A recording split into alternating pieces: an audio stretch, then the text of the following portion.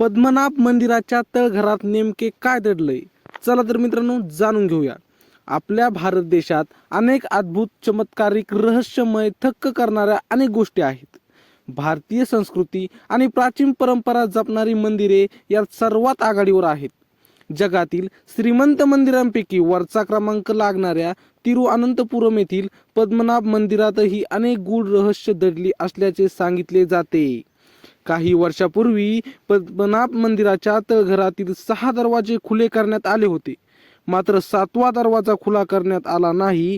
यामागे अनेक गूढ रहस्य आणि जोखीम असल्याचे सांगितले जाते. कोरोना विषाणू संसर्गाच्या पार्श्वभूमीवर खबरदारीचा उपाय म्हणून सध्या हे मंदिर भाविकांना दर्शनासाठी बंद ठेवण्यात आले होते. तेव्हा पद्मनाभ मंदिर पुन्हा एकदा चर्चेत आले आहे. अलीकडेच सर्वोच्च न्यायालयाने पद्मनाभ मंदिराच्या व्यवस्थापनाची जबाबदारी त्रावणकोरच्या राजपरिवाराकडे असल्याचे मान्य केले आहे.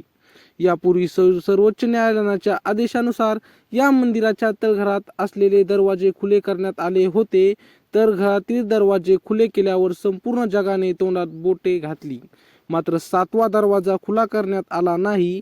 पद्मनाभ मंदिराच्या तळघरातील 7व्या दरवाजामागे नेमके काय दडले जाणून घेऊया. श्री विष्णूंना समर्पित असलेले श्री पद्मनाभ स्वामी मंदिर त्रावणकोरच्या राजांनी 6व्या शतकात उभारले होते. पद्मनाभ मंदिराचा उल्लेख 9व्या शतकातील काही ग्रंथांमध्ये आढळतो.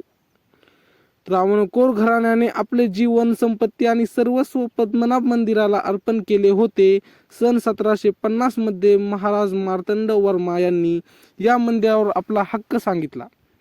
तेव्हापासून राजघराण्यातील सदस्य या मंदिराचे व्यवस्थापन पाहतात. या मंदिराची एक कणही स्वतःसाठी घेत नाहीत. या मंदिरातून बाहेर पडताना आजही ते पाय धुवून बाहेर पडतात, जेणेकरून मंदिराच्या मातीचे कण चुकूनही त्यांच्यासोबत जाऊ नये. तर मित्रांनो, काही वर्षापूर्वी पद्मनाभ मंदिराचे तळघराचे 6 दरवाजे खुले करण्यात आले होते. या तळघरात तब्बल 1,32,000 कोटींची संपत्ती मिळाली होती. यात श्री विष्णूंची 3.5 फूट लांबीची सोन्याची मूर्ती मिळाली होती. श्री विष्णूंना अनेक प्रकारची रत्ने, हिरे अर्पण करण्यात आले होते. याशिवाय 18 फूट लांबीची सोनसाखळी, सोन्याची चेन मिळाली होती. तसेच मोठ्या प्रमाणात हिरे, किमती रत्नांचे भंडार यात सापडले होते. 6 दरवाजे खुले करण्यात आल्यानंतर 7व्या दरवाजापाशी पोहोचल्यावर मात्र अचंबित करणारी गूढ रहस्य आणि मान्यता समोर आल्या. त्रावणकोरच्या राजांनी अत्युच्च दर्जाची अपार संपत्ती या तळघरात ठेवल्याची मान्यता आहे. या तळघरातील वॉल्ट बी म्हणजेच 7वा दरवाजा खुला करण्याचा प्रयत्न झाला तेव्हा 2 जणांचा सर्पदंशाने मृत्यू झाला. 7वा दरवाजा खुला केल्यास अनेक अशुभ घटना घडतील अशी मान्यता आहे. गेली हजारो वर्ष या मंदिराच्या तळघरातील कोणताही दरवाजा कधीही खुला करण्यात आला नव्हता. त्यामुळे गेली अनेक वर्ष तळघरातील काही भाग हा शापित मानला गेला आहे.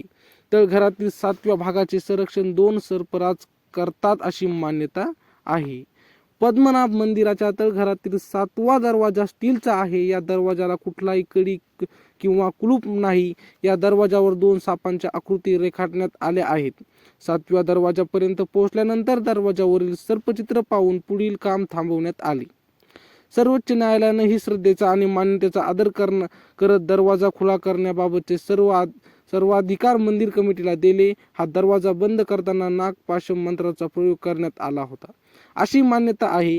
काही जणांच्या मते या दरवाजापाशी कान लावल्यावर समुद्राच्या लाटांचा आवाज येतो. हा दरवाजा खुला केल्यास प्रलय येऊन सर्व जलमय होईल असा दावा केला जातो. पद्मनाभ स्वामी मंदिराच्या तळघरातील 7वा दरवाजा खुला करण्यासाठी गरुड मंत्राचे अचूक आणि स्पष्ट उच्चारण होणे आवश्यक असल्याची मान्यता आहे. असा एकही सिद्ध पुरुष सापडला नाही जो गरुड मंत्राचे अचूक आणि स्पष्ट उच्चारण करेल.